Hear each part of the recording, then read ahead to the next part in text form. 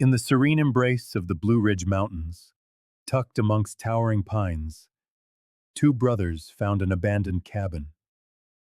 The weathered structure, its roof sagging and chimney crumbling, seemed forgotten by time itself.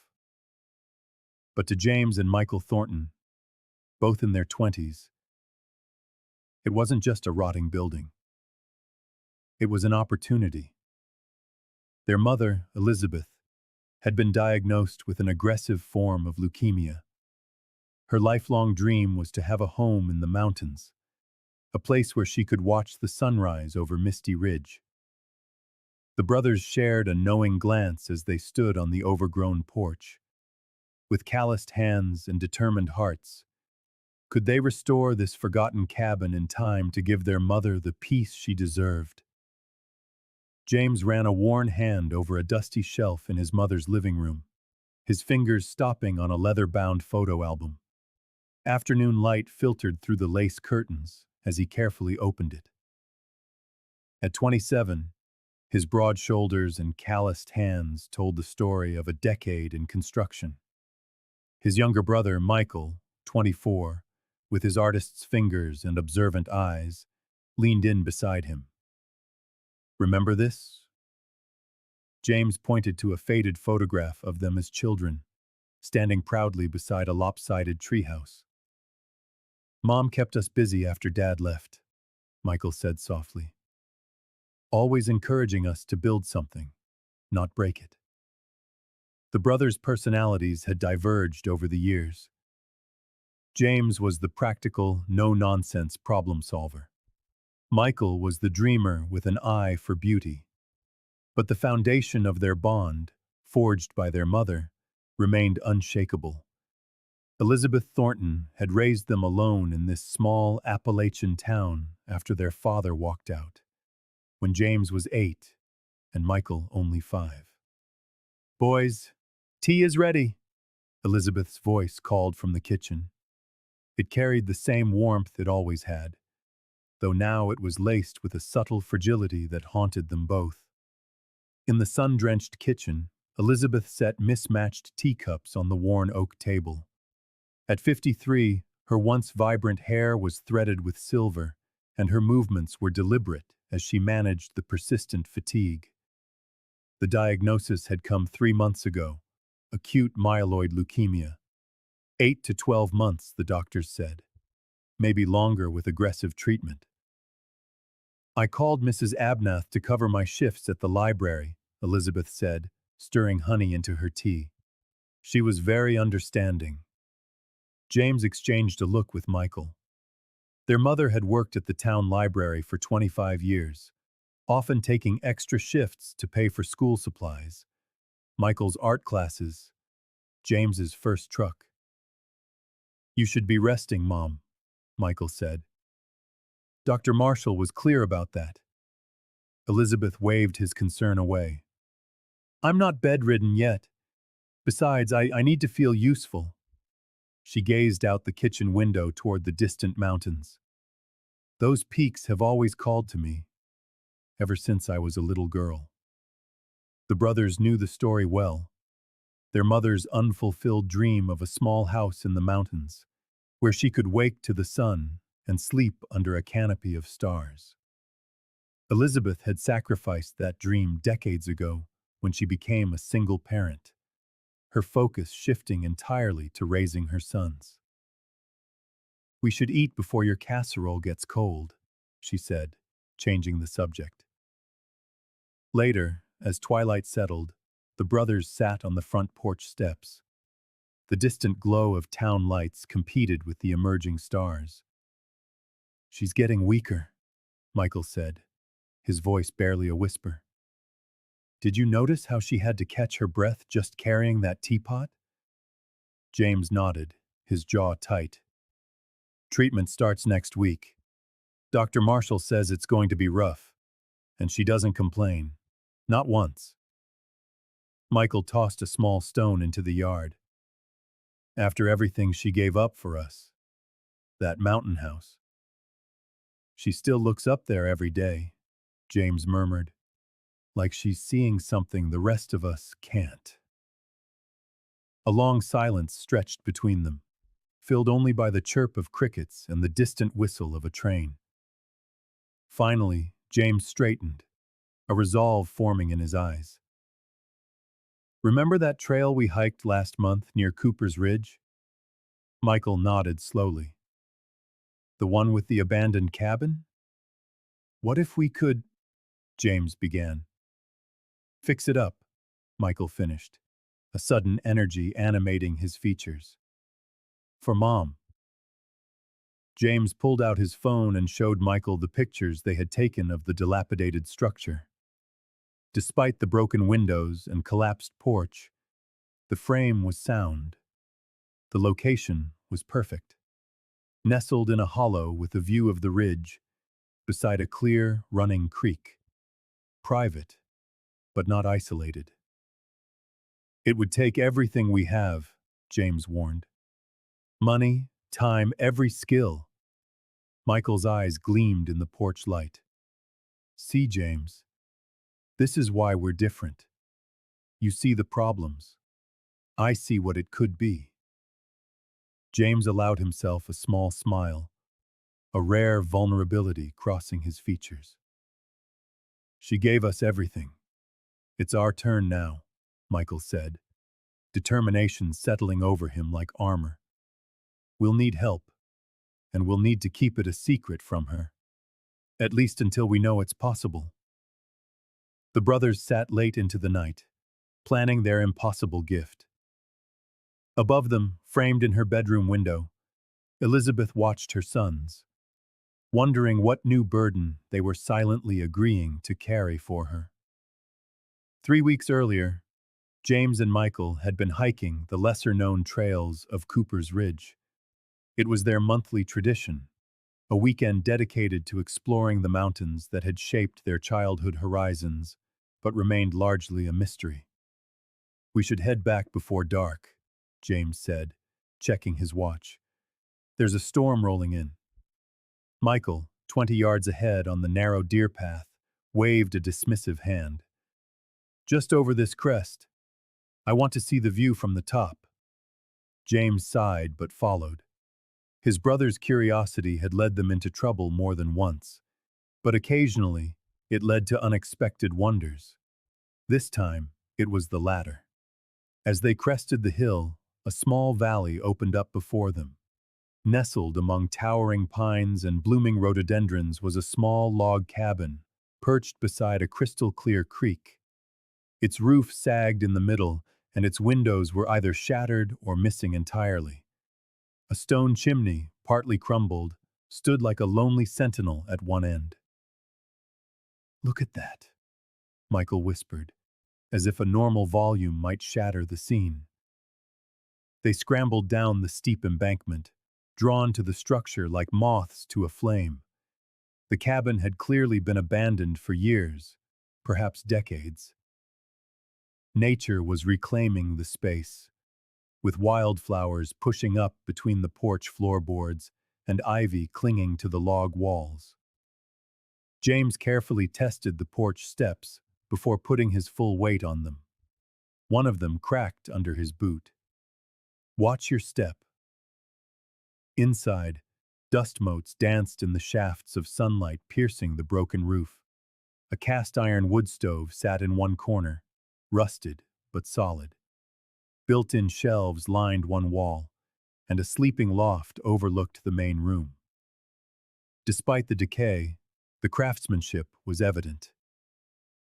"It's perfect," Michael whispered, his eyes alight with possibilities. "The location, the layout. It's everything Mom always wanted." James surveyed the structure with a professional eye. "Foundation is solid stone. The frame is good, but it needs, well, it needs everything else." While Michael sketched the interior in his notebook, James pried at a half-collapsed drawer in the simple kitchen area.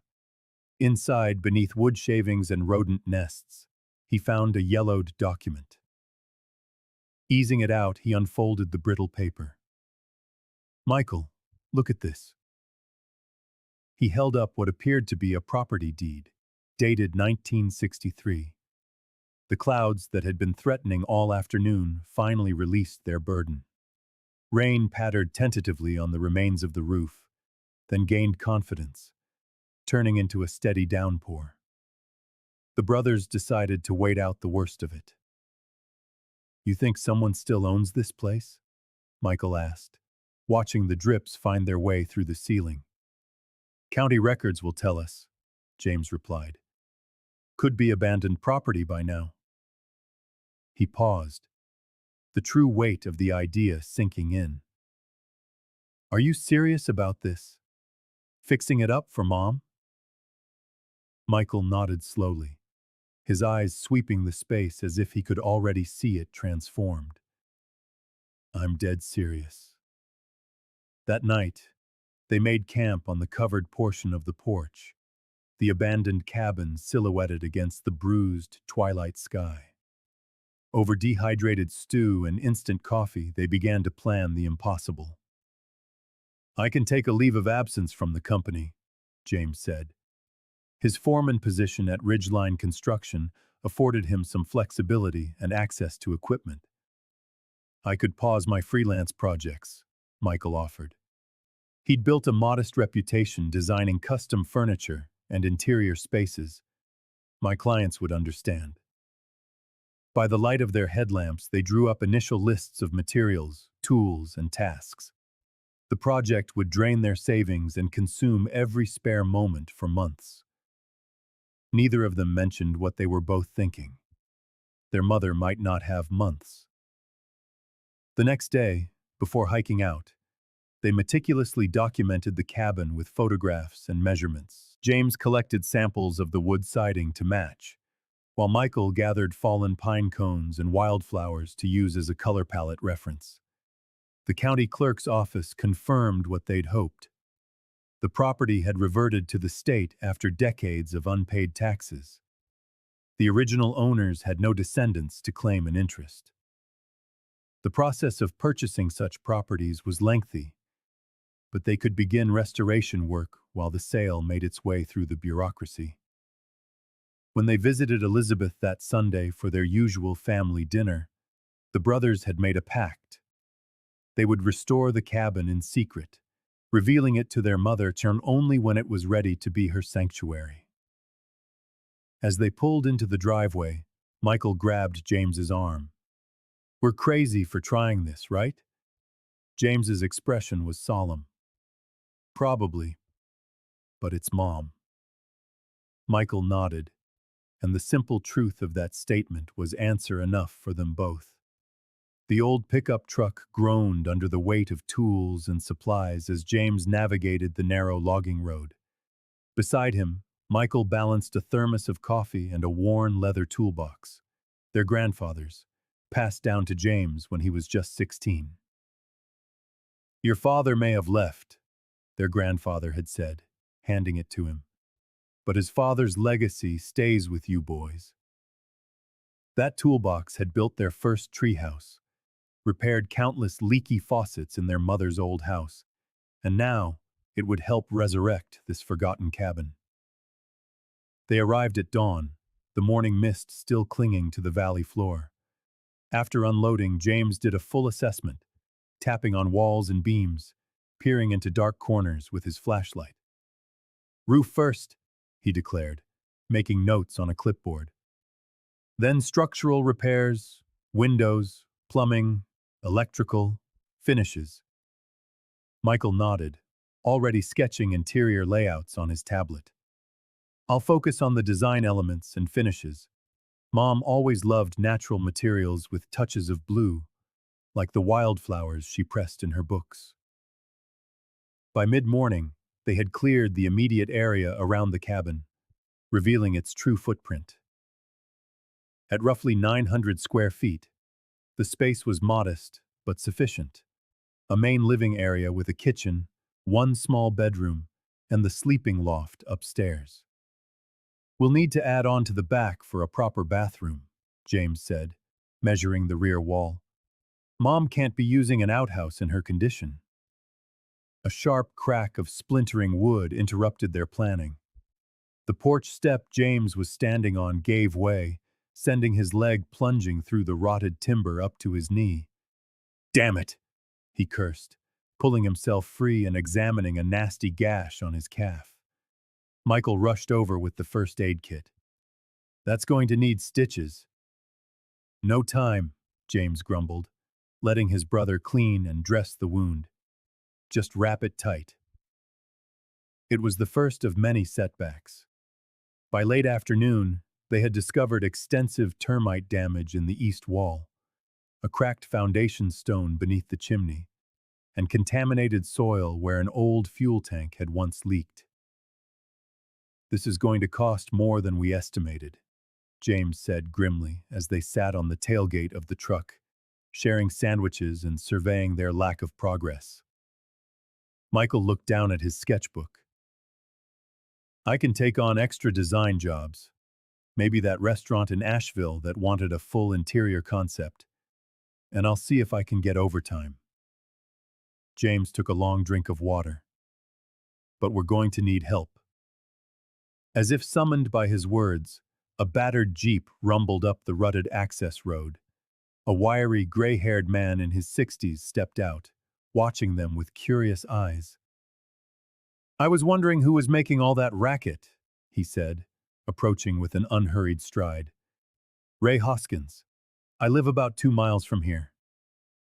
The brothers introduced themselves, explaining their presence but carefully omitting the details about their mother. Ray surveyed the cabin, his hands tucked in his pockets. "Old Dr. Miller's place has been empty since he passed back in '93. He was a good man. Treated folks whether they could pay or not." "You knew the owner?" Michael asked, suddenly attentive. "Sure did. He patched me up more times than I can count." Ray circled the structure. "It's a shame to see it like this. Built it himself, you know." James hesitated, then decided on honesty. "We're thinking of restoring it." Ray's weathered face broke into a grin. "About time someone did. You plan on doing it yourselves?" he asked, pointing a thumb at the sagging roof. James nodded, explaining his construction background. "Well, I was a carpenter for 40 years before I retired," Ray said, his eyes scanning the tree canopy. "I might have some cured lumber in my shed that would match this old-growth pine. Can't find wood like that anymore." By sunset, Ray had introduced them to 2 more neighbors. Emmett Walker, a retired electrician, and his wife, Luann, whose family had run the local hardware store for generations. "It's a small community here," Luann explained, inspecting the cabin's interior. "But we look after our own."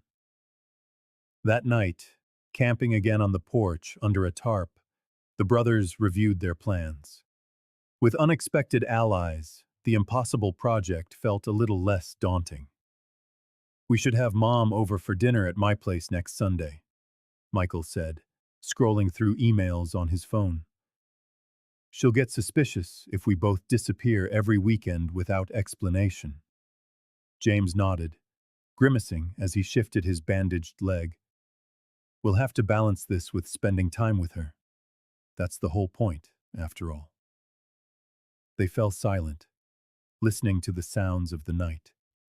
The distant call of an owl, the murmur of the creek, the wind whispering through the pine needles. "You think we can really pull this off?" Michael asked finally. James stared up at the dark ceiling above them. "We have to try." The third weekend of restoration brought steady progress. James and a surprisingly spry Ray Hoskins managed to stabilize the roof structure, while Michael and Emmett began tearing out the rotted flooring in what would become Elizabeth's bedroom. "Hand me that pry bar," Michael requested, kneeling beside a particularly stubborn plank. Emmett passed him the tool. Michael wedged it under the warped wood. As he heaved, the board split with a crack that echoed through the cabin. "Careful now," Emmett cautioned. These old places hold their secrets. Michael peered into the newly opened space. There's something under here. He reached down and pulled out a small object wrapped in oilcloth and twine. Unwrapping it carefully, he revealed a leather-bound journal. Its pages were yellowed but intact. "What did you find?" James called from across the room. "I think it belonged to Dr. Miller." Michael gently opened the cover, revealing an elegant inscription. The Observations and Reflections of Thomas J. Miller, M.D., 1962-1993. At lunch, the four men gathered on the newly reinforced porch, passing the journal between them as they shared sandwiches and thermoses of coffee. "Doc Miller came out here after his wife passed," Ray explained, turning a fragile page with careful fingers. "Korean War vet. Said he'd seen enough dying to last several lifetimes." The journal detailed not just medical observations, but philosophical musings on nature, healing, and solitude. Miller had documented the local flora, with a special focus on plants with medicinal properties. Many entries described patients treated right in the cabin, from loggers with crushed limbs to children with mountain fevers. "Listen to this," Michael said, reading aloud. "There is in these ancient mountains a restorative quality that medicine alone cannot provide. I prescribe for my most troubled patients not pills, but paths. The trails through these forests seem to soothe even the most agitated of souls." James ran a hand over the freshly sanded porch railing. He built this place as a sort of healing retreat, for himself as much as for others. "People said he was never the same after he lost his wife to cancer," Emmett added. Michael looked up sharply. "Cancer?" Ray nodded gravely. "Leukemia, if I remember right. The aggressive kind.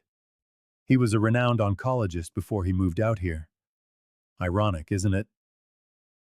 The brothers exchanged a heavy glance. Later, as the sunset painted the valley in amber hues, Michael and James sat alone on the porch steps, the journal open between them. "It's strange," Michael said softly. "Finding this place, this doctor's story. It all feels connected somehow." James, ever the pragmatist, looked unusually thoughtful. "Maybe. Or maybe we're just looking for meaning because of Mom. Listen to these detailed notes on local herbs." Michael thumbed through a section filled with careful drawings of plants. Elderberry, echinacea, yarrow. He was documenting their medical applications. "Mom always had that herb garden behind the kitchen," James recalled. "Remember how she'd make those awful tasting teas whenever we got sick?" Michael smiled. "And they always worked." A comfortable silence settled between them as dusk seeped through the trees. Fireflies began their nightly dance over the meadow grass. "I think we should incorporate some of this," Michael said at last. "Not just restore the cabin, but honor its history. Plant a garden using his notes. Maybe expand the back porch so Mom can sit out there even on rainy days." "A healing space," James agreed. "A place of peace." The next morning brought a renewed sense of purpose. While James focused on structural needs, replacing rotted support beams and reinforcing the chimney, Michael began mapping out the garden plots and interior details inspired by Dr. Miller's journal. By Sunday evening, the cabin had undergone a remarkable transformation. The roof was no longer leaking, new windows waited for glass in their frames, and the chimney stood straight against the twilight sky. The brothers had to admit they were making real progress. "We should head back," James said reluctantly, loading tools into the truck. "Mom's expecting us for dinner." "Just one more thing." Michael placed the journal carefully in a new hiding spot he'd built into the refurbished kitchen cabinets to keep it safe. On the drive home, they discussed how to balance their secret project with their mother's increasingly frequent medical appointments. Her next treatment is on Tuesday, James reminded his brother. I told her I'd take the day off to drive her, and I'll handle the follow-up on Thursday, Michael added. We can hit the cabin on Wednesday, and then again next weekend. Neither of them mentioned the unspoken pressure of time. Elizabeth's uncertain prognosis against the mountain of work still needed to make the cabin habitable. The waiting room at the Mountain Regional Cancer Center had a forced cheerfulness that fooled no one. Soft watercolors of local landscapes hung on the pale blue walls. Dated magazines were fanned out on laminate tables. A quietly humming coffee machine offered a thin comfort. James glanced at the clock. Elizabeth had been in treatment for over 2 hours. Beside him, Michael sketched absently in a notepad, his usual precision replaced by scattered, unfocused lines. Mr. Thornton? A nurse appeared at the door, her expression carefully neutral. Your mother is asking for you. They found Elizabeth reclining in a treatment chair, an IV stand beside her displaying a nearly empty bag of clear fluid. Her skin had taken on a grayish pallor, with blue veins visible just beneath the surface. The hospital bracelet on her thin wrist seemed incongruously bright. There are my boys, she said, attempting a smile that didn't reach her eyes. We're just about finished here, said Dr. Marshall, a woman in her 50s with prematurely silver hair, motioning for the brothers to step outside. Elizabeth isn't responding to the treatment as well as we'd hoped, she explained quietly, a clipboard pressed to her chest.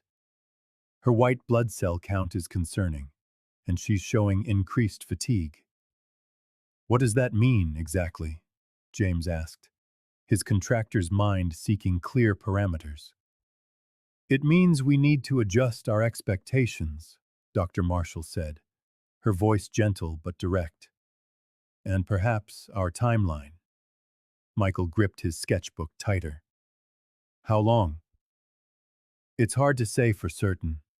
Medicine isn't carpentry. We can't measure twice and cut once. She glanced back into Elizabeth's room. But I would suggest making the most of the good days. They may become less frequent. The drive home was a heavy silence. Elizabeth dozed in the back seat while the brothers exchanged worried looks. At a stoplight, James's phone buzzed with a text from Ray. Roof shingled, ready for interior work. When they arrived at Elizabeth's cottage, they helped her inside, settling her on the living room sofa with a quilt and some tea. You two don't have to hover, she protested weakly. I'm just tired, not helpless. We know, Mom, Michael said, fluffing the pillows behind her back. But let us fuss over you a little. James busied himself in the kitchen, preparing a light dinner from a casserole a neighbor had left. Through the doorway, he could hear Michael and Elizabeth talking softly. If you could go anywhere right now, where would it be? Michael asked, his tone casual. Elizabeth's answer was immediate.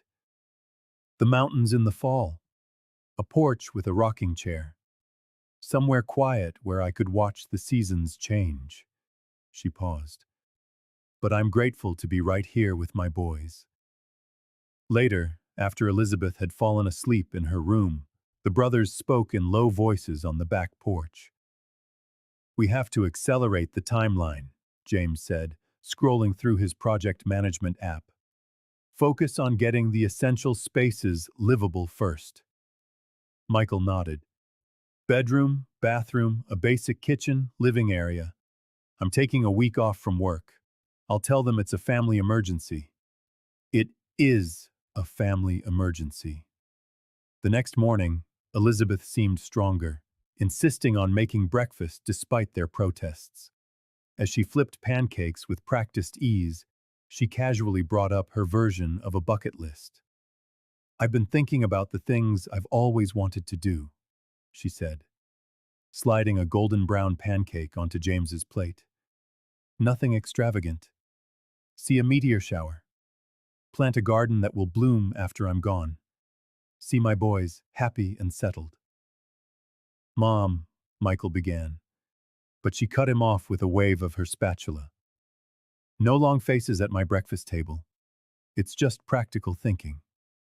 She turned back to the stove. "And I would like to spend some time in the mountains before the treatments make it impossible. A day trip would be lovely." The brothers exchanged alarmed looks over her shoulder. "Maybe in a few weeks," James said evasively, "when you're feeling stronger." Elizabeth shot him a look that said she saw right through the evasion but wouldn't push. "Of course.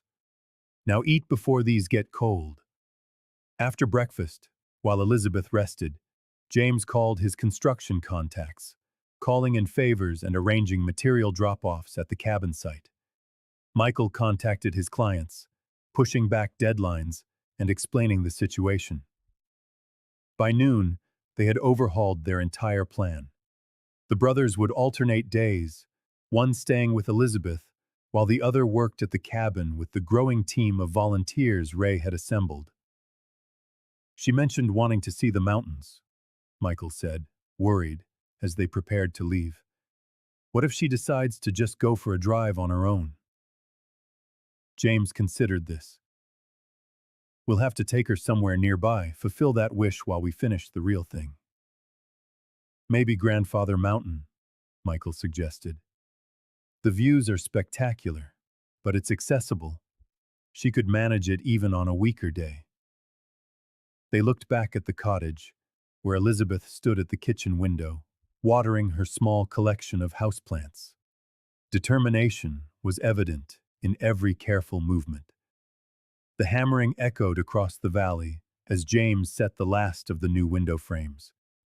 What had started as a two-man operation had morphed into something else entirely. Today, 7 people were working on various aspects of the cabin's restoration, none of them asking for a dime. Ray Hoskins was instructing 2 younger men on the proper techniques for repointing the chimney. Emmett Walker was meticulously wiring the newly framed walls, planning for a generator system that would later connect to solar panels. Luann and her brother Glenn were sorting through boxes of donated fixtures and furniture in the side yard. "James," Luann called out, "you've got to come see this." A call went out to Susan Chen, a retired nurse who joined their effort after hearing about Elizabeth from Luan. She was standing in what would become the living room, holding something large wrapped in a faded sheet. James carefully navigated around a newly framed drywall partition to reach her. Susan pulled back the covering to reveal a handmade quilt of breathtaking complexity. Intricate patterns of blue, green, and purple formed a mountain landscape beneath a starry sky. "The quilting circle made it," she explained. 12 of us, working every night this week." James ran his calloused fingers over the delicate stitches. "It's beautiful." "It's for your mother's bed," Susan told him. "Luan mentioned she loves mountain blues and forest greens." James swallowed hard. "Thank you. She'll love it." Outside, Michael returned from town with 3 more volunteers and additional supplies. Among them was Pastor Dave from the small Methodist church in town, who had never met Elizabeth, but had heard of her love for music. "Thought I'd tune up that old piano we found in the community hall basement," he explained, nodding toward the upright piano being carefully unloaded from his pickup truck. "Every home needs music." Michael watched in amazement. "How in the world did you get that up the mountain road?" The pastor grinned. "A low gear and a good suspension system." By mid-afternoon, the transformation was remarkable. Windows gleamed in the sunlight. The newly reinforced porch stretched across the front of the cabin, with a smaller deck extending from the back bedroom, positioned perfectly to catch the sunrise. Inside, the walls were ready for paint, and the floors for finishing. "We need to talk about plumbing," Rye said during their lunch break, spreading blueprints across a makeshift table. "The EMT and I figured out a system to draw water from the spring above the property. It'll be gravity-fed with filtration." James studied the diagrams. "This is professional-level work." "Well, the EMT's son-in-law is a licensed plumber in Asheville," Rye explained. "He drew this up. He's coming on Saturday to help with the install." "There's no way we can afford all this," Michael said softly. Rye's weathered face broke into a smile. "Nobody's asking you to pay." Luan approached, a clipboard in hand. "I've got donations from the hardware store. Jenkins Lumber is sending up a load. And Mrs. Bonatti from the library, when she heard it was for Elizabeth, she organized a furniture drive." "Why?" James asked, genuinely perplexed. "Most of these people don't even know our mother." Luan patted his arm. "Your mother worked at the town library for 25 years, son. She helped countless children find the right books. She sat with lonely seniors and never turned away anyone who needed help. People remember that." That evening, as the volunteers departed with promises to return, Michael discovered a small group of older women exploring the grounds around the cabin. "We're from the gardening club," explained a silver-haired woman who introduced herself as Dorothy. "We're scouting to establish medicinal herbs and native plants." Michael showed them Dr. Miller's journal, explaining their hope to recreate something similar to what had once grown there. "Oh, I remember Thomas's garden," Dorothy said, her eyes lighting up. "I used to bring my daughter to him for her asthma. He made a tea from local herbs that worked better than any prescription." The women walked the property, identifying sunny spots for medicinal herbs and shadier areas for wildflowers. They made lists, promised seedlings, and set a day for planting. Later, Michael found James sitting alone on the new back deck, the quilt spread across his lap. "Did you know Mom had this kind of impact?" Michael asked, sitting beside his brother. James shook his head. "I knew she was well-liked, but this—" He gestured toward the cabin, now humming with possibility. "This isn't charity. These people truly care about her." "It's like that ripple effect Mom always talked about," Michael said quietly. "One act of kindness spreading outward." "It makes our job easier," James acknowledged, "but also more important. This place has to be perfect for her now." "Not perfect," Michael corrected. "Just full of love. The way she always made our home for us." As dusk settled over the valley, the brothers carefully folded the quilt, a tangible symbol of their community's embrace and the growing network of people committed to creating a healing space for a woman so many considered family. Michael hunched over the dining table in his apartment, colored pencils scattered across revised blueprints. He'd spent hours redesigning the bathroom layout, trying to accommodate the unexpected plumbing challenges Rye and the EMT had discovered. The original plans assumed standard dimensions, but the cabin's uneven stone foundation demanded creative solutions. His phone buzzed with a text from James. "Mom's asleep. Coming over with pizza. Update." 20 minutes later, his brother arrived, looking exhausted, but carrying pizza and a folder of printouts.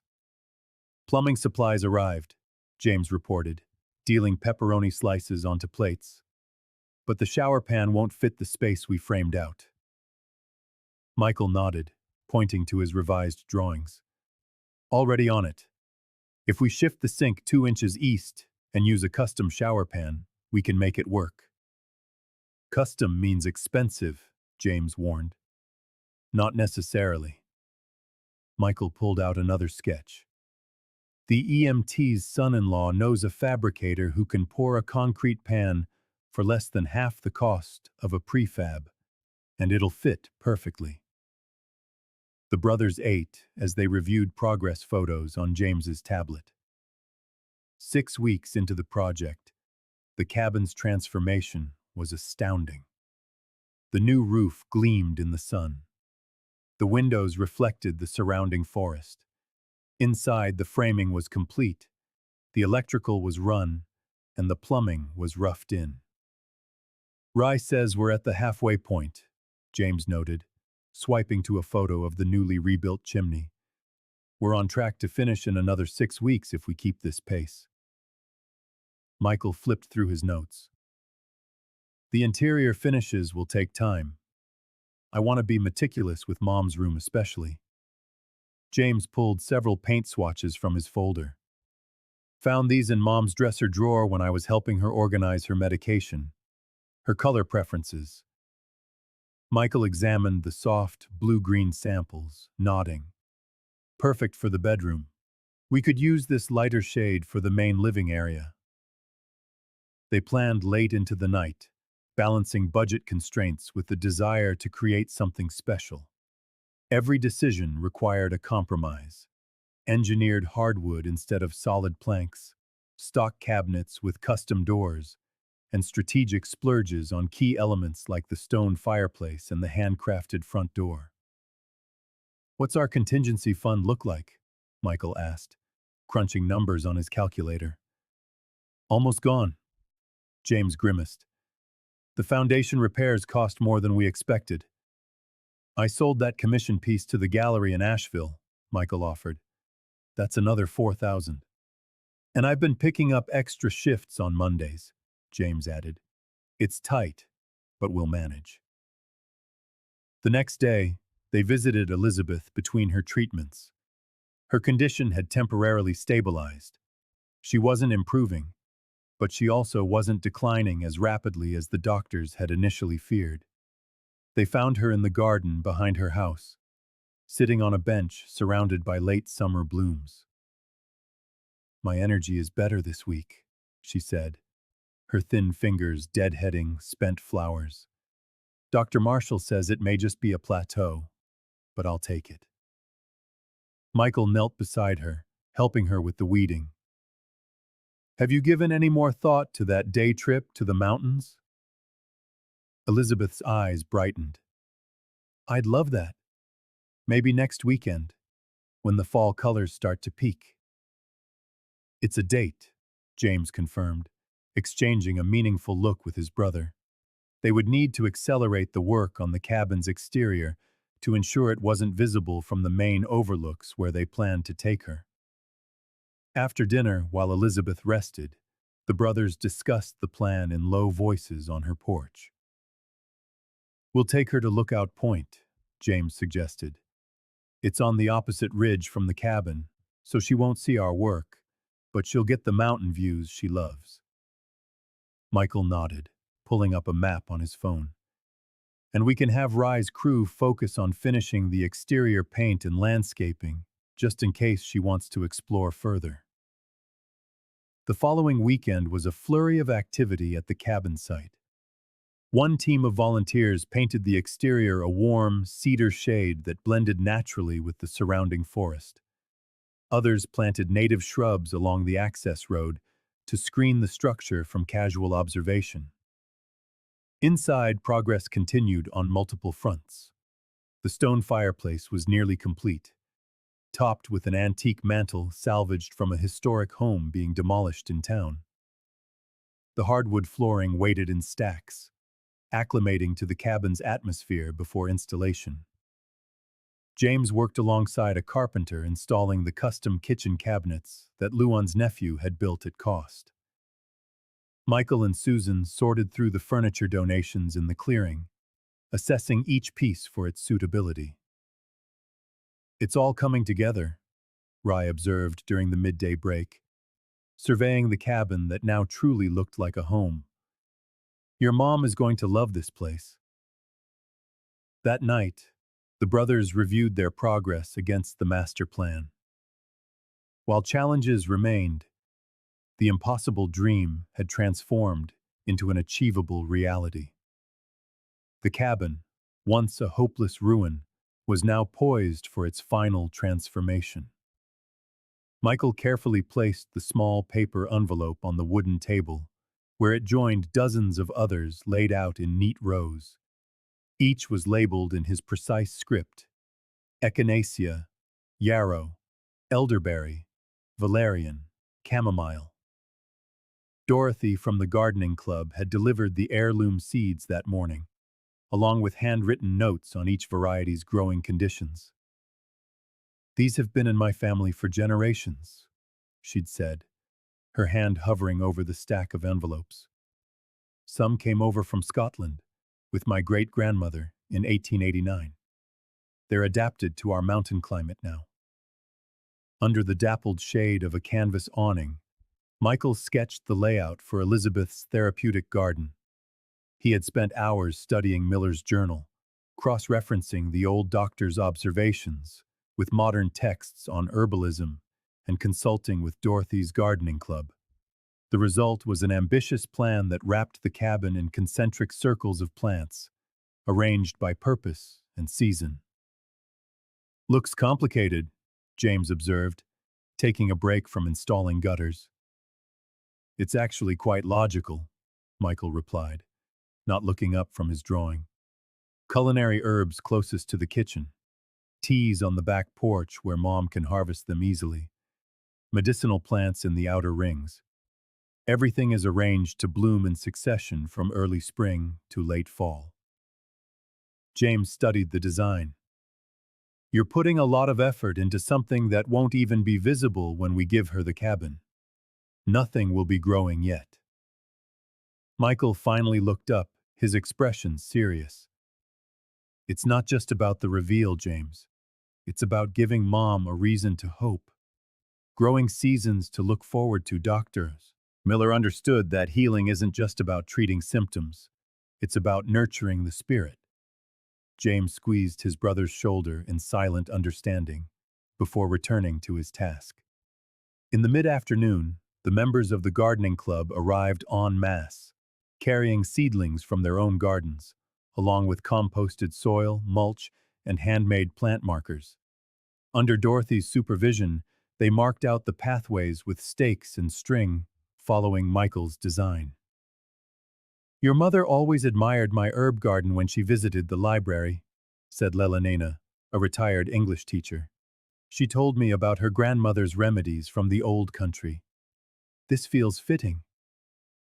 The volunteers worked all day, digging beds, amending the soil, and planting hardier perennials that could establish roots before winter set in. Where spring plantings would eventually go, they placed markers with cheerful paintings of each future plant. As dusk fell, Michael stood back to admire their progress. Though most of the garden existed only in outlined beds and labeled stakes, the structure was clear, a healing space designed to nourish both body and spirit. Rye joined him, wiping dirt from his hands. "Reminds me of how Dr. Miller's garden looked in its prime." "Did you ever try his remedies?" Michael asked. "Sure did. Had terrible arthritis back then from a logging injury." Rye flexed his fingers demonstratively. "His willow bark and meadowsweet tea worked better than the pills they gave me at the VA. I found his formulas in the journal," Michael said. "We're going to grow this for her." Inside the cabin, James worked with the EMT to install the specially designed bathroom fixtures. The shower now had a built-in stone bench and grab bars, adaptations for Elizabeth's ever-decreasing mobility that they had seamlessly integrated into the rustic design. "How's your mom handling these trips up to the mountains?"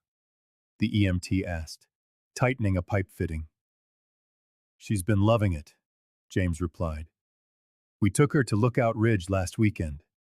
Her energy was better than we'd seen in months." "Nature is a remedy in itself," Emmett observed. That evening, after the volunteers had left, Michael sat on the back porch with Dr. Miller's journal and a mug of tea. The garden beds stretched out before him, mostly bare soil but rich with potential. He had positioned the porch swing for the best view of the garden and the eastern horizon, where the sun would rise.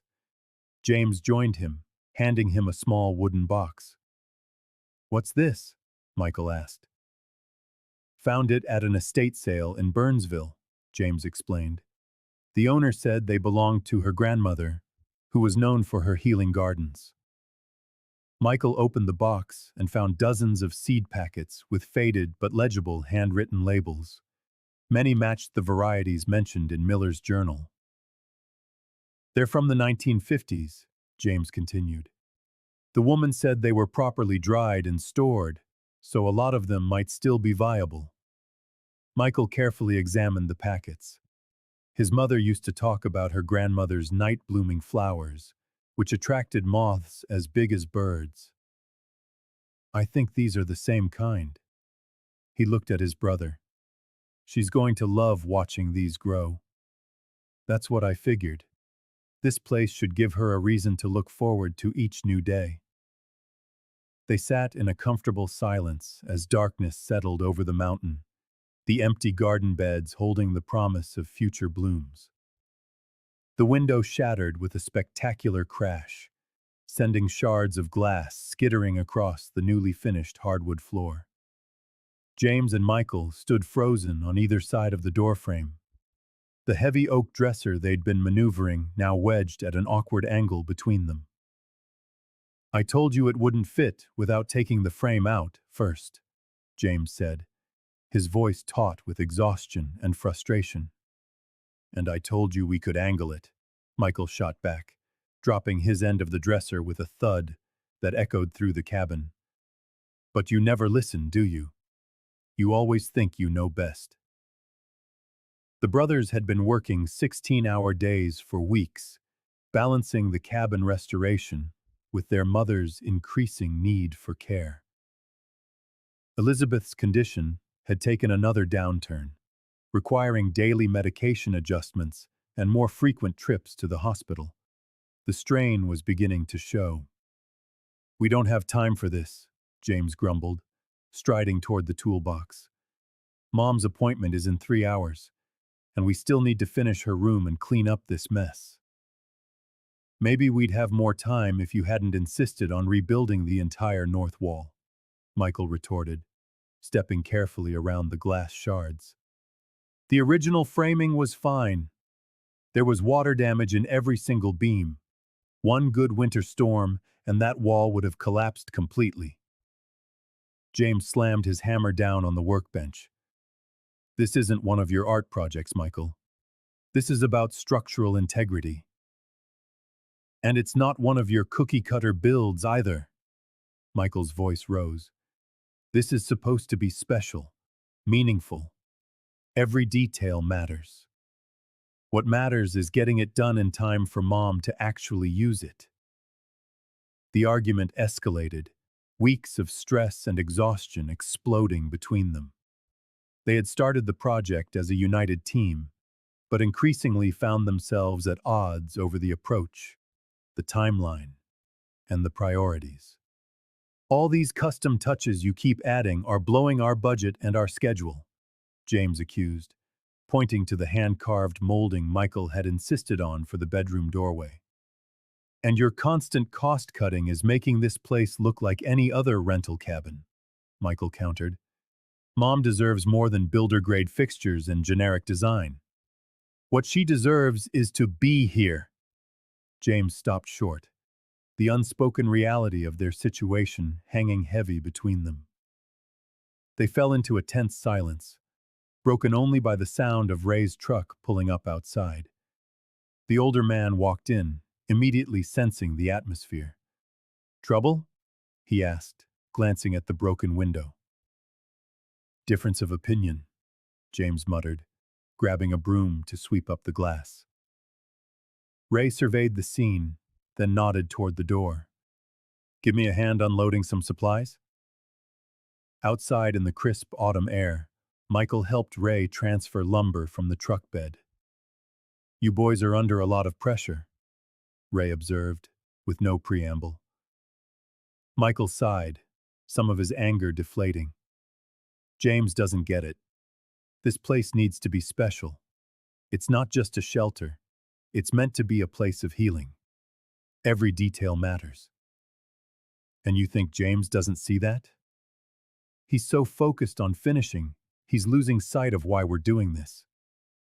Ray leaned against the truck, choosing his words carefully.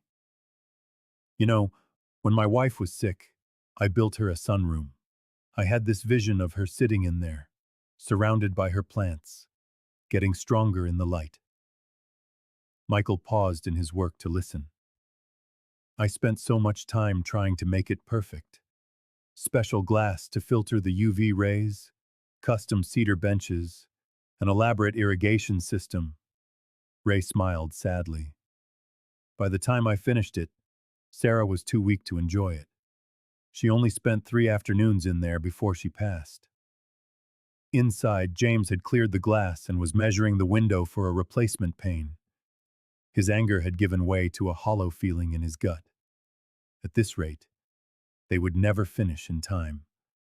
Worse, the rift with his brother felt like one more failure in a growing list. The door opened and Michael walked in, his expression subdued.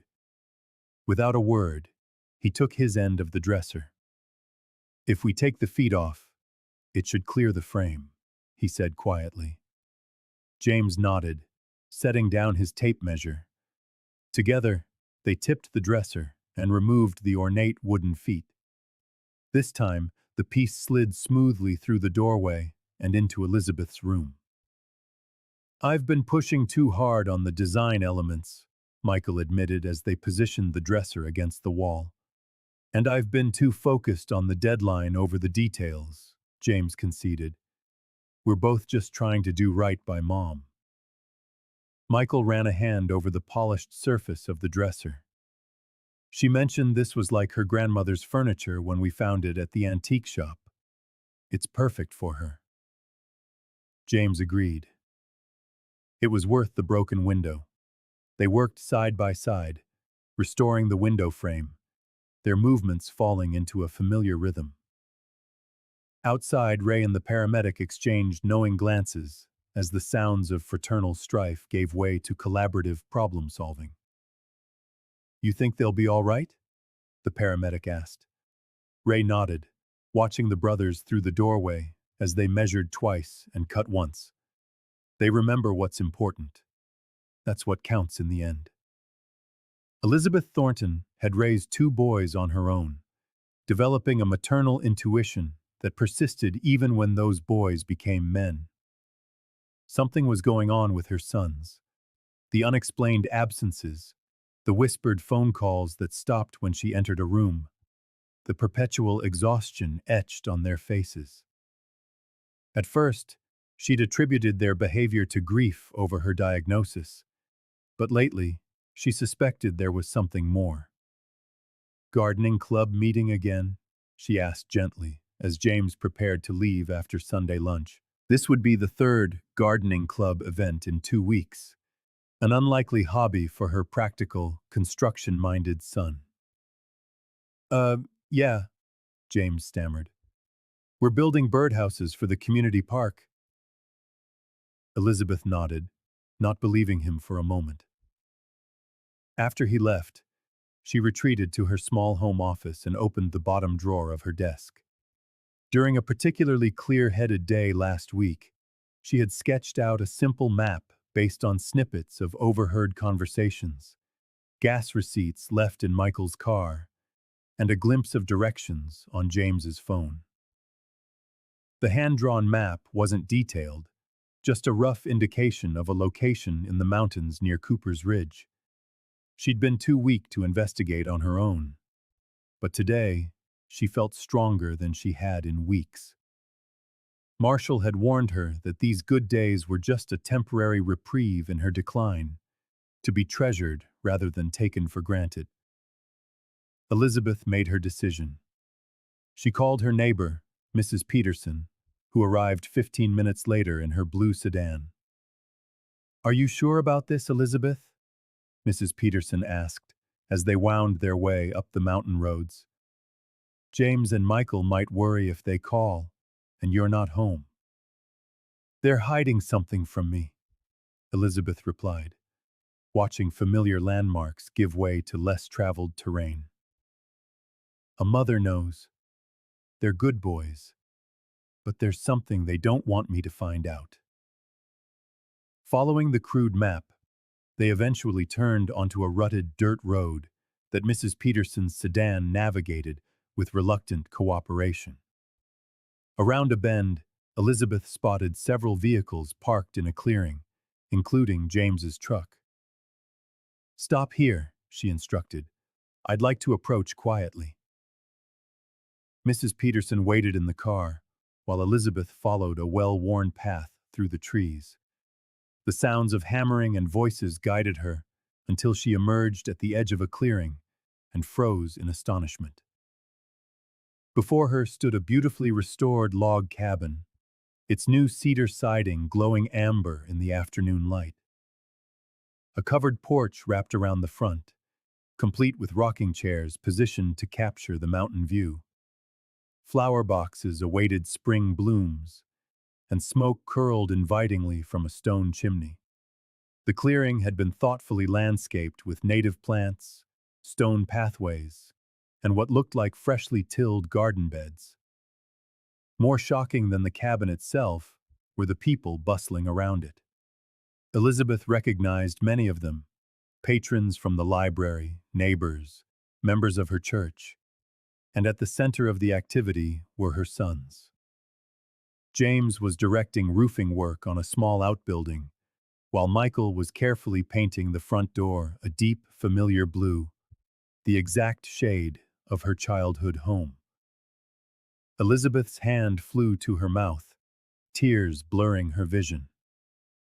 One of the volunteers saw her and nudged James, who turned and went completely still. The entire worksite gradually fell silent as all eyes turned to her. "Mom?" Michael's voice cracked as he set down his paintbrush and crossed the clearing. "You weren't supposed to come. We wanted to surprise you when it was finished." "What is this?" Elizabeth asked, though the answer was becoming breathtakingly clear. James joined them, wiping his hands nervously on his jeans. "It's for you, Mom. We found this abandoned cabin, and we thought we wanted to give you your mountain home." A wave of emotion washed over Elizabeth. Love and gratitude mingled with the bittersweet recognition of what this gift represented. Her sons understood she might not have many seasons left. They were giving her the dream she had deferred for their entire childhood. "How long have you been working on this?" she asked, allowing Michael to guide her toward the cabin. "Almost 3 months," James admitted. "We've had help, obviously." As they drew closer, Elizabeth recognized Dorothy from the gardening club, who smiled sheepishly. "I might have fibbed about those seed catalogs we were looking at." "We all wanted to help," added Ray, whom Elizabeth knew from the library's senior reading group. "Your boys started something special here." Inside, the cabin surpassed anything Elizabeth could have imagined. It was rustic but comfortable, with thoughtful touches everywhere. There was a window seat positioned to catch the morning light, bookshelves built into the walls, and a kitchen designed for someone who loved to cook. In the bedroom, she found a quilt she recognized from the town's annual craft fair, spread over a bed that reminded her of her grandmother's. "We wanted it to be perfect before we showed you," Michael explained, disappointment clear in his voice. "There's still so much to finish." Elizabeth turned to her sons, these men who were once small enough to hold in her arms. "It's already perfect," she said simply, opening her arms to pull them both into an embrace. "Because you are in every inch of it." The three of them stood together in the slanting afternoon light, the cabin around them a testament to love made tangible. The envelope lay sealed on Michael's kitchen table, the hospital's logo stark in the corner. He knew what it contained. Another bill, another reminder of the escalating costs of Elizabeth's care.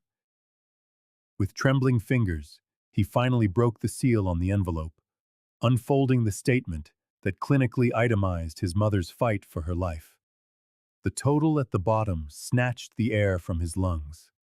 Insurance covered a portion, but his mother's policy was riddled with gaps that left a substantial cost to the family. Even with the payment plan they'd arranged, the monthly obligations were crushing. His phone buzzed. A text from James.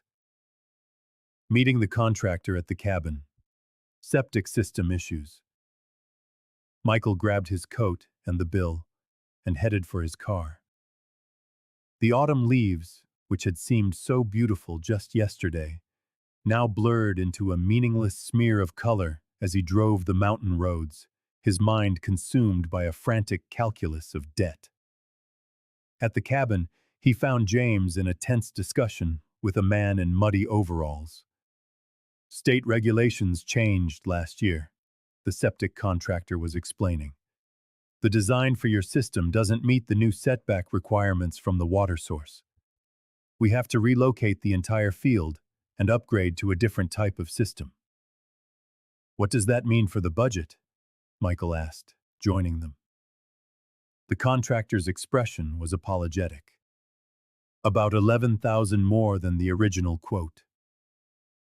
After he left, the brothers retreated to the porch, the medical bill and the septic estimate lying side by side on the railing between them.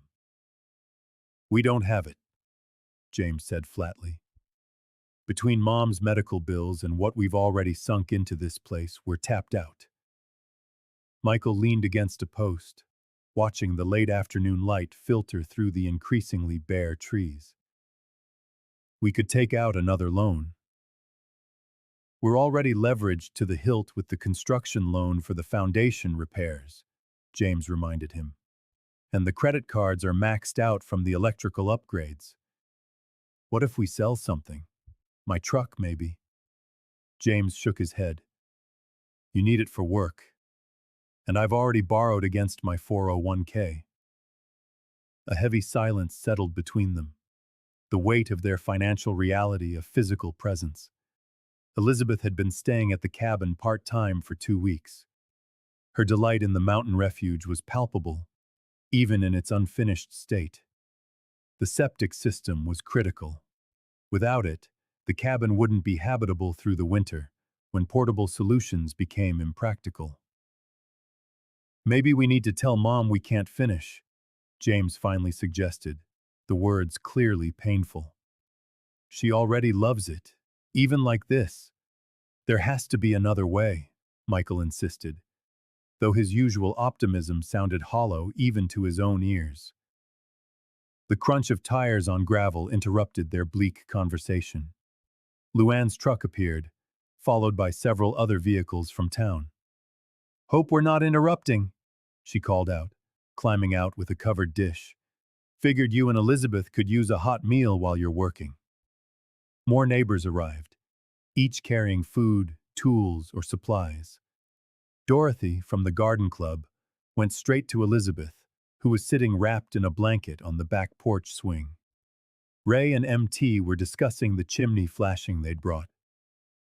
The mood was festive, a barn-raising atmosphere that momentarily lifted the brothers' spirits, their financial worries pushed aside. As the impromptu gathering continued, Pastor Dave approached the brothers. Can I have a word? He led them to a quiet spot near the tree line. The church council met last night. We've been following your project here and, well, we've decided to make it our community project for the month. From his pocket, he pulled a check. It's not everything, but it should help with some of the remaining work. The brothers stared at the check, made out to the Thorndike Cabin project. Pastor, we can't accept, James began. It's not charity, Pastor Dave interrupted firmly. It's community. Elizabeth has been our librarian, Sunday school teacher, and emergency bake sale provider for decades. It's time we gave back. Before they could respond, Susan Chen joined them, holding a glossy flyer. The hospital auxiliary board approved this fundraiser for next weekend, a benefit dinner and silent auction for Elizabeth. The flyer featured a photo of Elizabeth in her library, surrounded by children during story time. A healing haven. Help build a mountain retreat for our beloved librarian, the headline read. The mayor's wife is handling the publicity, Susan explained. Tickets are already on sale. Local businesses are donating items for the auction. That night, long after the visitors had departed, the brothers sat with Elizabeth on the porch as twilight settled over the valley. She didn't ask about the financial discussions, but her observant eyes missed nothing. You know, she said softly, when you were boys and we faced hard times, we always got through it together. We three against the world. She took both their hands in hers. Some things don't change. Michael met James's gaze over their mother's head, a new determination replacing the despair. They might not have all the answers yet, but they weren't alone in this. Just like the cabin, the solution would be built by many hands, one piece at a time. Michael glanced at the calendar on the cabin's newly finished kitchen wall, a red circle marking November 15th, only 10 days away. He traced a finger over the preceding squares, each one representing a day of labor, hope, and gnawing anxiety. James, he called out, did you see Dr. Marshall's latest report? His brother emerged from the bathroom, where he'd been installing grab bars next to the toilet. The renovations now included numerous accessibility features, discreetly integrated into the rustic design. Wider doorways, gently sloped entrances, strategically placed handrails. Spoke with her this morning, James replied, wiping his hands on a towel. Mom's counts are dropping faster than they expected. The new treatment isn't working. The brothers shared a moment of silent understanding. Dr. Marshall had been clear during their private consultation yesterday. Elizabeth's condition was deteriorating rapidly. She recommended transitioning from aggressive treatment to palliative care within 2 weeks. The cabin needed to be fully habitable by then, so Elizabeth could have some real time there. We need to prioritize, Michael said, grabbing their master to-do list. What's absolutely essential, and what can wait? They huddled over the kitchen island, ruthlessly triaging the remaining tasks. The exterior painting could wait until spring. The guest bedroom could remain unfinished. The decorative stone pathway would be simplified. The septic system is non-negotiable, James noted, checking the project schedule. The contractor says he'll be done by Friday. And the heating system has to be operational, Michael added. The nights are already dropping below freezing. The community fundraiser had been a stunning success, raising over $28,000 through ticket sales, the auction, and direct donations. Local media coverage had expanded their network of support beyond the immediate community. A building supply company in Asheville donated materials. A furniture maker contributed custom pieces. An anonymous vacation rental owner even sent a check with a note, mentioning Elizabeth's kindness to her daughter in the library years ago. With renewed financial resources, the timeline accelerated. James took a formal leave of absence from his construction firm. Michael postponed all his design projects. The two brothers now worked from dawn until well after midnight, catching brief naps on air mattresses in the main room. The volunteer crew grew, working in shifts to ensure progress continued around the clock. Dorothy's garden club finished the fall planting and mulching. MT and his electrician friends completed the wiring and installed the backup generator system. Pastor Dave coordinated a rotation of meal deliveries to keep the workers fed. Elizabeth split her time between her small house in town and the increasingly comfortable cabin. Unaware of her son's frantic race against her declining health, she delighted in each newly completed space, spending hours in the reading nook Michael had designed to capture the best natural light throughout the day. "I never imagined I'd actually have this," she said one evening, as they sat by the fireplace, its stone facade finally complete. "My own mountain home." She didn't mention that she knew her time to enjoy it was limited. That knowledge remained a silent, shared understanding between them. As night fell, Elizabeth returned to town with Susan for a scheduled treatment, leaving the brothers to their accelerated work schedule. "We need more hands for the kitchen backsplash," Michael noted, checking items off the list. "And someone to finish staining the loft stairs." "I've got 2 guys from my crew coming tomorrow," James assured him. "And Ray is bringing his grandson, the one who's a tile setter." Through the night, they worked, installing cabinet hardware, hanging the last of the interior doors, and finalizing trim. Around 3 in the morning, the volunteers began to depart, promising to return after a few hours of sleep. As dawn broke over the mountains, the brothers stood on the back deck, exhausted but resolute. "Remember when we first found this place?" Michael asked, gesturing at the now transformed structure.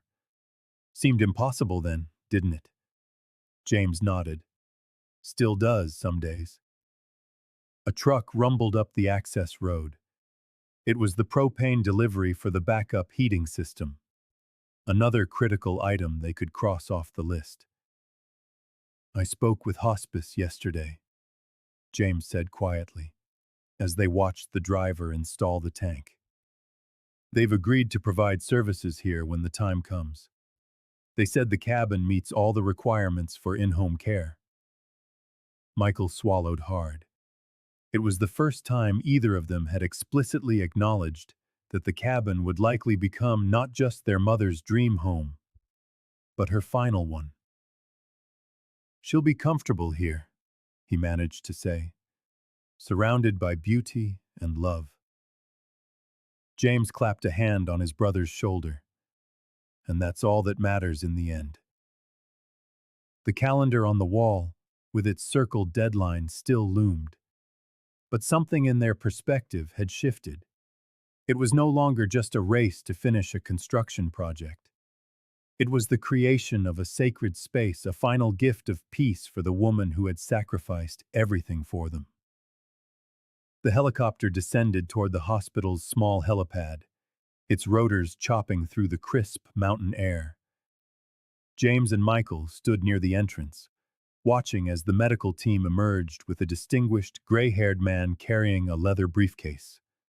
Dr. Ramirez, the hospital's chief oncologist, Dr. Eleanor Marshall, hurried forward to greet him. "Welcome to Mountain Regional," she said, shaking his hand. "Thank you for coming on such short notice." Dr. Gabriel Ramirez, the director of experimental oncology at Johns Hopkins, had become an unexpected ally. After seeing the local news coverage of the community fundraiser for the cabin project, he had reached out to Dr. Marshall. He remembered Elizabeth from a medical librarians conference years before, where she had helped him research rare blood disorders for his groundbreaking study. Now he had arrived to personally evaluate her case and determine if she qualified for his experimental treatment protocol, a new immunotherapy approach showing promise in limited trials. In a conference room, the brothers sat across from Dr. Ramirez and Dr. Marshall as they reviewed Elizabeth's medical records. "Her leukemia has an unusual genetic profile," Dr. Ramirez noted, studying the lab results.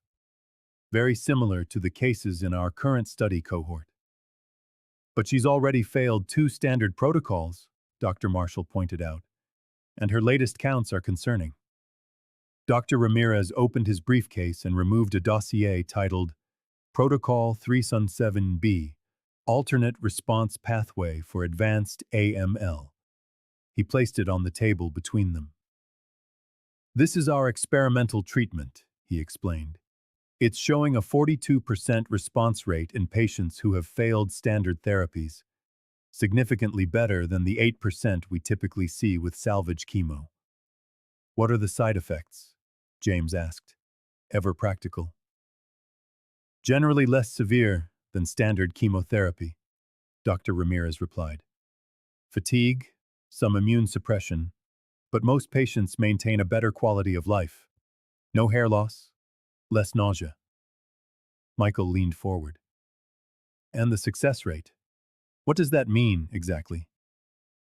For those who respond, we're seeing a stabilization of the disease for an average of 14 months. A few patients are still in remission after 2 years.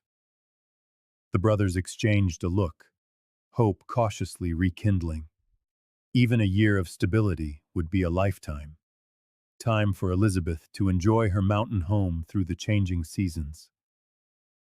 There is one complication, Dr. Marshall interjected gently. The treatment requires weekly monitoring and bi-weekly infusions for the first 3 months, given Elizabeth's location and the approaching winter. We'll make it work, James said firmly. If this gives Mom a chance, we'll make it work. Later, they sat with Elizabeth in her hospital room and explained the unexpected opportunity. She listened intently, asking precise questions about the research methodology that impressed even Dr. Ramirez. Once a medical librarian, always a researcher. She smiled faintly. And the cabin? How would this affect our time there? We'd need to coordinate your treatments, Michael explained. But Dr. Ramirez thinks the peaceful, stress-free environment might actually complement the therapy. Elizabeth nodded thoughtfully.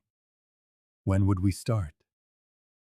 If you agree, we could begin as early as next week, said Dr. Ramirez. I've already spoken with the hospital board about setting up a satellite location for our trial here. After the doctors left, Elizabeth gazed out the window at the distant mountains. It seems I'm being offered more time, she said softly. I never expected such a gift. The brothers stayed late into the evening, discussing logistics. The cabin would need additional modifications. A sterile area for home care visits, better insulation against the winter cold to protect Elizabeth's compromised immune system. Perhaps a medical lift, for the days when the stairs might be too much. On the way home, they made a detour to the cabin, arriving well after midnight. A few dedicated volunteers were still at work, installing the last of the kitchen appliances by the light of a single work lamp. We need to talk to everyone, James announced. Gathering the small group on the porch, he explained the new development, the experimental treatment, the potential for more time, and the additional requirements for the cabin. So we need to speed things up even more, Michael concluded, and add some medical accommodations we hadn't planned for. Ray was the first to respond. My nephew is a medical facilities contractor. He can help with the sterile room requirements. MT nodded. I know a guy who runs a snowplow company.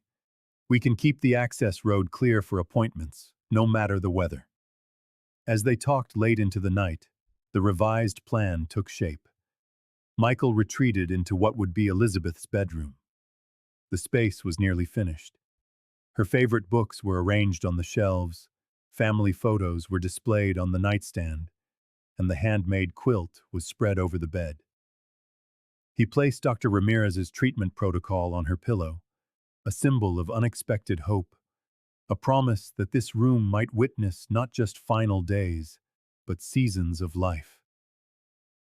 Outside, the first snowflakes of winter began to fall, dusting the newly finished roof with a delicate white. The mountain was preparing for its seasonal sleep, but inside the cabin, plans for spring were already taking form.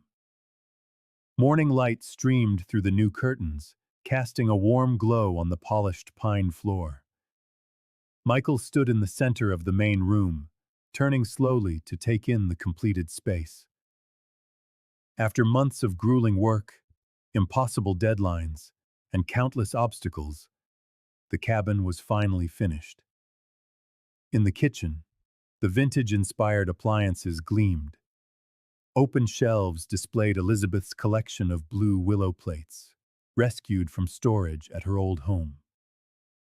The stone fireplace dominated the opposite wall, its mantel a single slab of local oak. Comfortable furniture, arranged for conversation and spectacular views, created intimate living areas throughout the open space. Outside, James was putting the finishing touch on the front porch, a hand-carved wooden sign that read, Elizabeth's Haven. The lettering was fluid, inlaid with copper, that would develop a natural patina over time. It's perfect, Michael called from the doorway. James stepped back to admire his work, then glanced at his watch. Mom will be here in an hour. Susan's bringing her after her treatment.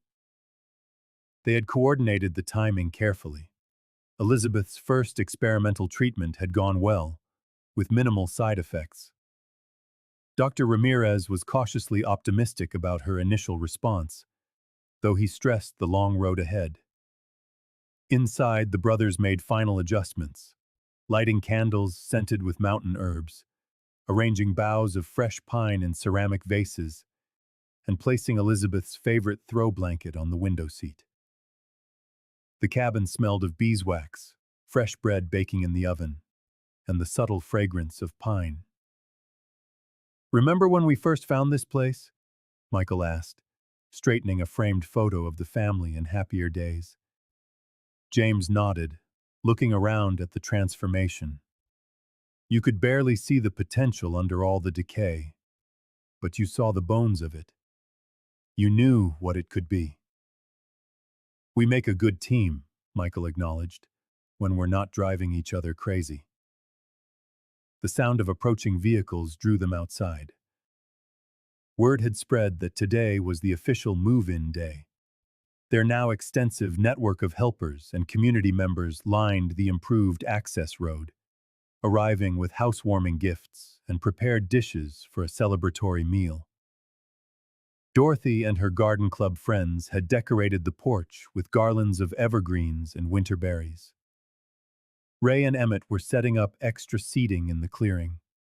Pastor Dave helped Susan's husband unload a small upright piano, a surprise gift from the church choir.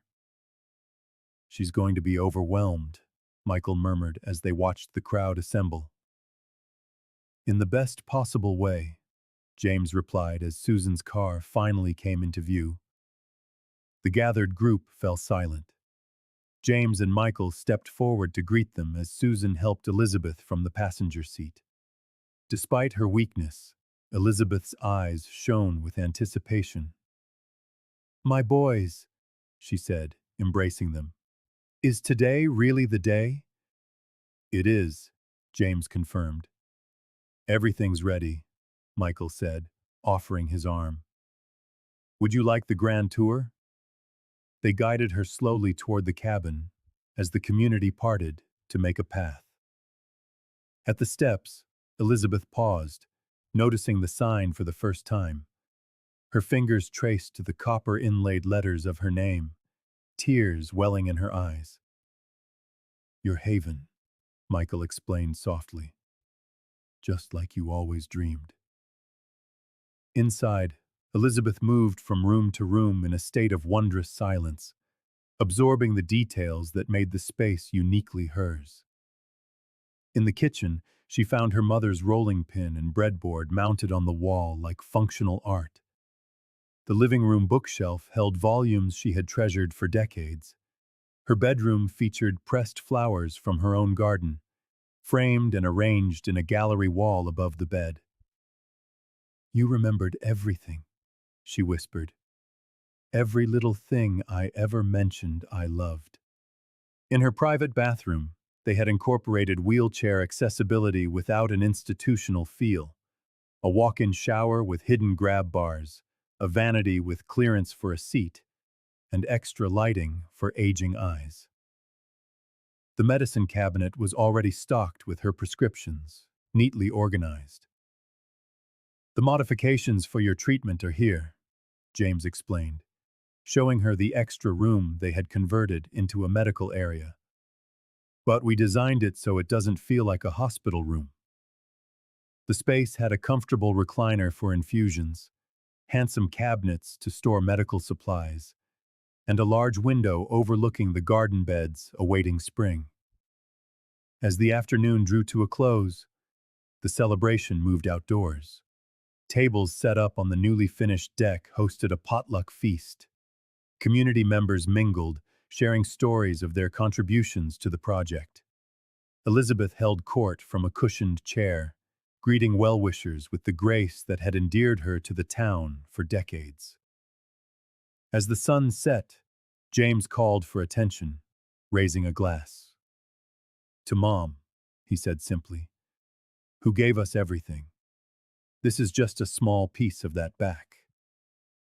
As glasses rose in response, Elizabeth looked around at the cabin bathed in golden light, at her sons standing beside her, and at the community that had made the impossible real. "No," she corrected gently. "This is everything. This is home." The morning had started perfectly. Elizabeth sat on the east-facing porch, a quilt wrapped around her shoulders despite the warmth of the spring sun. 3 months in the cabin had coincided with a modest but meaningful improvement in her condition. Ramirez's experimental protocol seemed to be stabilizing her illness, though no one used words like cure or remission. Still, she had regained enough strength to tend the small herb garden beside the porch and to walk the gentle trail that looped around the cabin. Michael came out of the kitchen carrying 2 steaming mugs. "Tea," he said, handing one to her. She accepted the cup, inhaling the fragrant steam. "Your father never understood this." Watching the day arrive, he was always in a hurry to get somewhere. Michael sat beside her, content in the comfortable silence. James was due to arrive later with groceries and Elizabeth's prescription refills from town.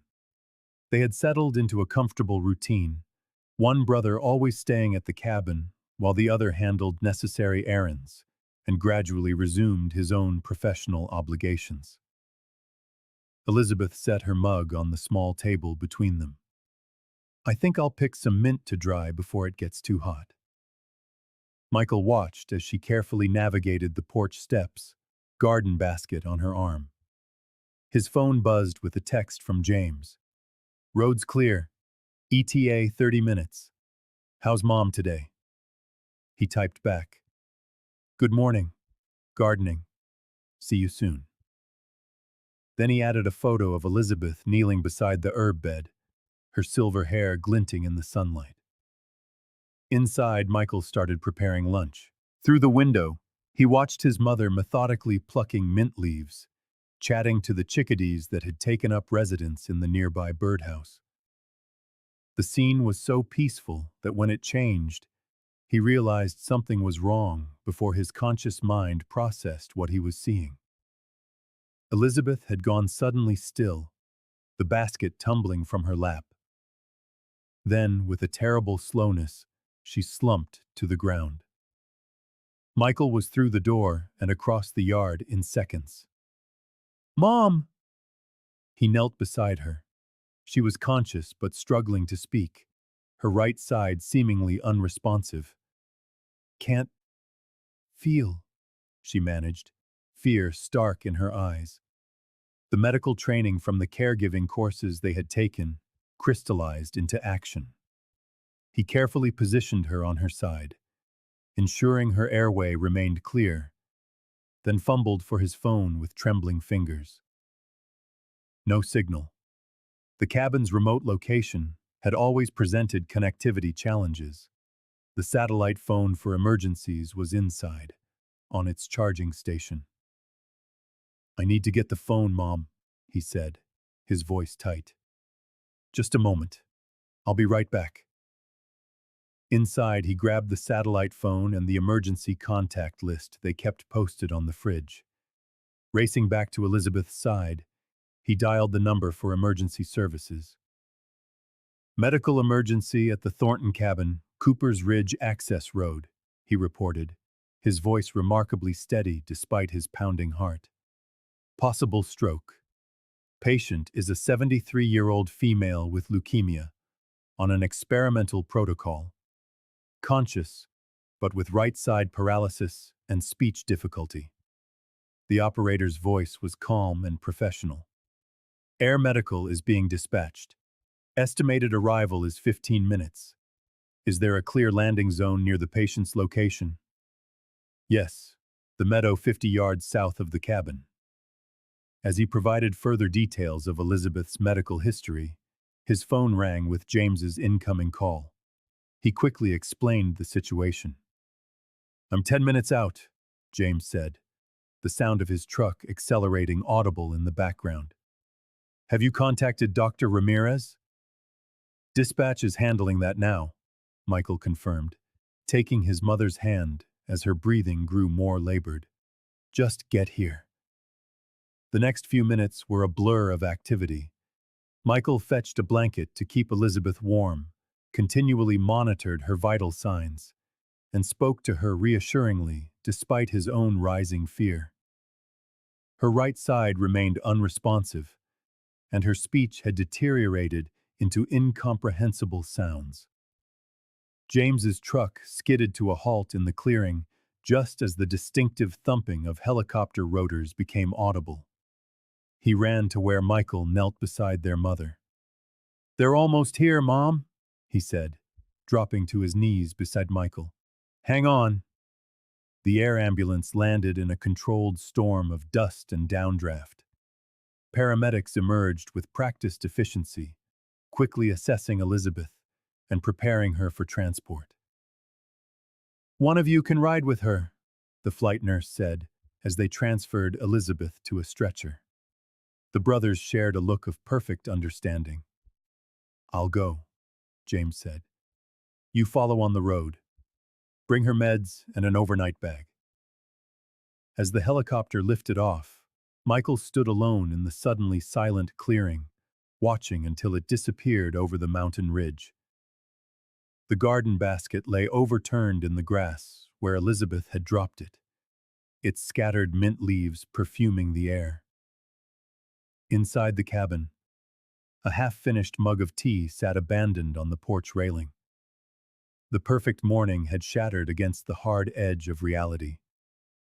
With a mechanical precision born of grim routine, he gathered Elizabeth's medications, her nightgown, and toiletries, packing them into a small suitcase. On his way out, he paused in her bedroom, his gaze falling on the framed family photo beside her bed. There she was, standing between her young sons, all three of them smiling toward a future they couldn't possibly have foreseen. "Not yet," he whispered fiercely. "Please, not yet."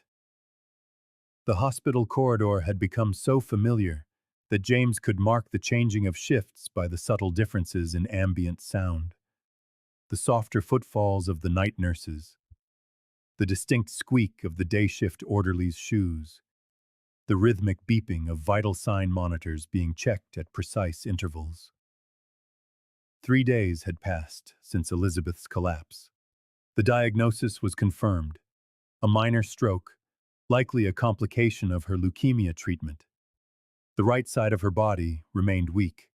Her speech was slurred, but gradually improving. The doctors were cautiously optimistic about her recovery with rehabilitation, though the incident had raised concerns about continuing the experimental protocol. Michael entered the waiting room, balancing 2 cups of coffee and a folder of paperwork.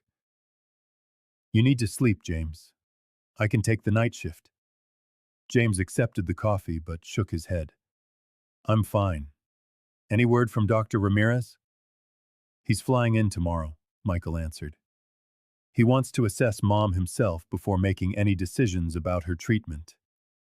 A young doctor approached them, a tablet in her hand. Dr. Lowe had been assigned to Elizabeth's case, a neurologist specializing in stroke recovery. Her expression was more thoughtful than grave. "I've been reviewing your mother's case," she began, "and something interesting has emerged in her response pattern." She opened her laptop, turning the screen to show them a series of graphs. "These are the readouts of her neural activity, from admission until now. Do you see this unusual recovery trajectory?" The brothers leaned forward, trying to decipher the complex charts. "What does it mean?" James asked. Dr. Lowe pointed to a specific upward trend. "Her improvement accelerated dramatically after you brought in items from her cabin. The quilt, the photographs, even those sachets of herbs. Her brain is responding to familiar sensory stimuli associated with positive emotions." "Is that uncommon?" Michael asked. "Not entirely, but the intensity of the response is remarkable." She scrolled to another set of readings. "When she talks about going back to the cabin, we see a surge of activity in regions associated with motivation and healing. Frankly, her desire to get back there may be one of our most powerful therapeutic tools." Later they sat with Elizabeth as she dozed. The familiar quilt from her cabin bed was spread over the standard-issue hospital blanket. A small sachet of dried lavender and mint from her garden hung from the bed rail, its subtle fragrance replacing the hospital's antiseptic smell. "What if we brought more of the cabin to her?" Michael mused quietly. James looked up. "What do you mean?" "If her connection to that place is helping her recover, maybe we could amplify it until she's strong enough to go back." The idea took root over the next few hours. With Dr. Lowe's encouragement and permission from the hospital administration, the brothers embarked on a unique project, transforming Elizabeth's sterile hospital room into a cabin-inspired healing space. They brought in the rocking chair from her porch and placed it by the window. The generic hospital blinds were replaced with the blue and white checked curtains from her kitchen. A small electric diffuser released the scent of pine and mountain herbs. They set up a nature sound machine that played the gentle murmur of the creek that ran past the cabin. Most significantly, they covered an entire wall with a floor-to-ceiling photograph of the view from Elizabeth's bedroom window. The misty mountains at sunrise. The very view she had dreamed of waking up to for decades. When Elizabeth fully awoke the next morning, her room had undergone a remarkable transformation. Her momentary confusion gave way to delighted recognition as she took in the familiar elements of her beloved mountain home that now surrounded her hospital bed. "My boys," she murmured, her speech noticeably clearer than the day before. "You brought the mountain to me." Dr. Ramirez arrived that afternoon, conferring with Elizabeth's medical team before meeting with the family. His review of her chart prompted a closer examination, after which he sat beside her bed with an expression of professional curiosity. "Mrs. Thornton, your neural response patterns are quite noteworthy," he observed. "Dr. Lowe showed me the correlation between your cabin-related sensory stimuli and your recovery markers." He gestured around the transformed room. "This unconventional approach appears to be having measurable benefits." "I can feel the difference," Elizabeth confirmed. Her right hand, once nearly immobile, could now grip the edge of the quilt. "When I'm surrounded by pieces of my home, I feel stronger." Dr. Ramirez made notes on his tablet. "There's a growing body of research into environmental factors in healing, but this is an exceptionally clear case." He looked at the brothers. "Your mother's connection to this cabin seems to be activating psychological and neurological responses that are complementing our medical interventions." After further tests and consultation, Dr. Ramirez presented his assessment. The stroke had been relatively mild, with promising signs of substantial recovery. More surprising was his recommendation regarding the experimental leukemia treatment. "I believe we should continue the protocol with modifications," he explained. Reviewing her charts, Mrs. Thornton's remarkable response to her home environment suggests a powerful mind-body connection that may actually enhance the efficacy of the treatment. He looked up, meeting their hopeful gazes. "What I'm proposing is a bit unorthodox. As soon as she is stable, I want to continue her treatments at the cabin itself with a visiting nurse.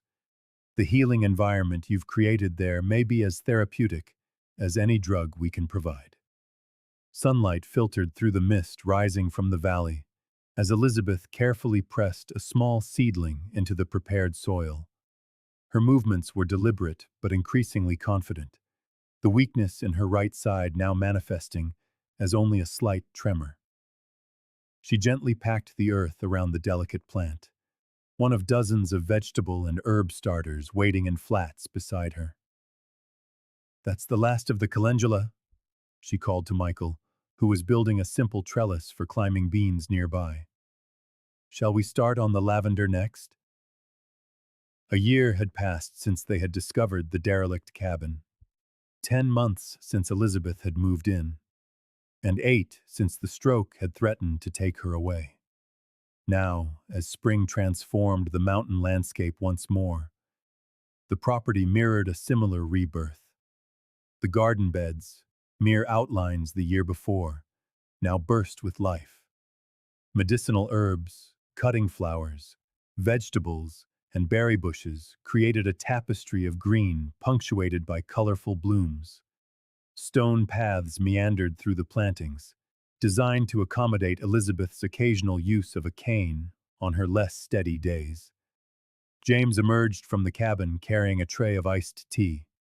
"Break time," he announced. "Doctor's orders." It wasn't an exaggeration. Ramirez's treatment protocol now included specific instructions on balancing activity with rest and nature exposure with necessary precautions.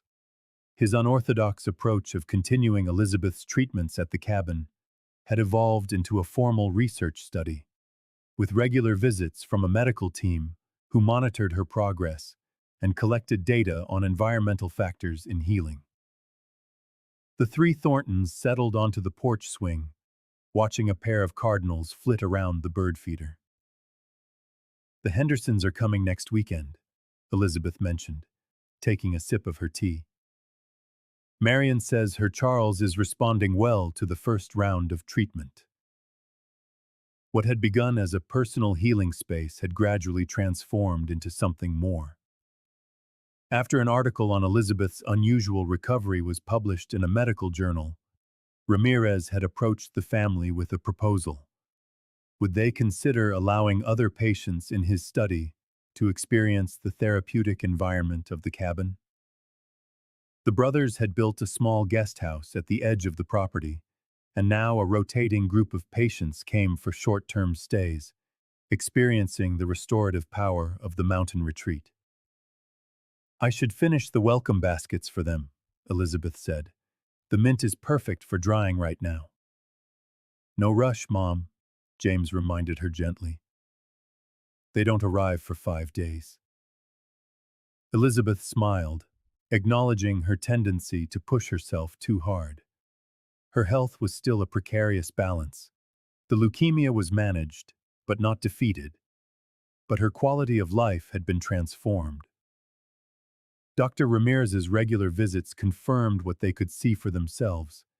She was experiencing what he called disease stabilization with quality of life optimization, a clinical phrase that failed to capture the simple joy evident in her daily existence. "I've been thinking," she said after a comfortable silence, "about Dr. Miller's journal and his work here." Michael nodded encouragingly. They had incorporated much of the old doctor's wisdom into the property's restoration. "He was onto something," Elizabeth continued. something modern medicine sometimes forgets. Healing isn't just about the body. Dr. Ramirez says the same thing, James noted. It's why he expanded the study. Elizabeth's eyes followed a butterfly as it danced over the herb garden. I've been compiling notes of my own, my observations of our guests, which plants seem to help with different symptoms. The emotional patterns I've noticed. She hesitated. I thought, perhaps a book might be helpful to others like us. The brothers exchanged looks of quiet pride. Their mother had always been a nurturer, a helper. Even in her own illness, she found ways to extend care to others. I think that's a wonderful idea, Michael said. I could help with the layout and photography, and I know a small press in Asheville that specializes in regional wellness books. James added, the one that did the guide on Appalachian medicinal plants. As their talk shifted to the practicalities of the project, a familiar car pulled up the drive. Susan Chan, the visiting nurse, came every week to check Elizabeth's vitals and collect samples for the research study.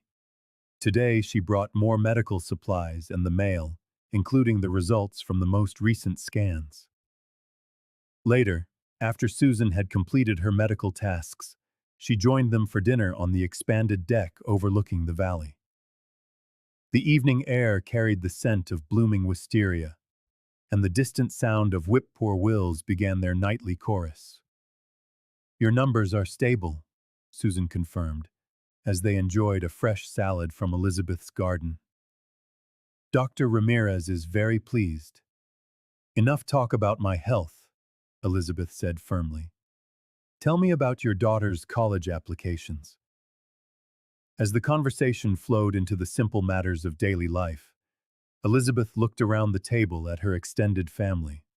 Her sons, Susan and her husband, who had become dear friends, and Rye and Dorothy, who would be joining them for dessert later.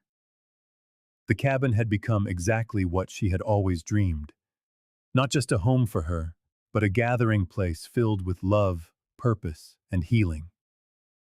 The shadows grew long across the valley as night drew in, but Elizabeth found herself looking forward rather than back. To the garden work the next day, to the Hendersons' visit, to the book project taking shape in her mind, to another sunrise she hadn't expected to see, viewed from the mountain home that had given her not just shelter, but renewal.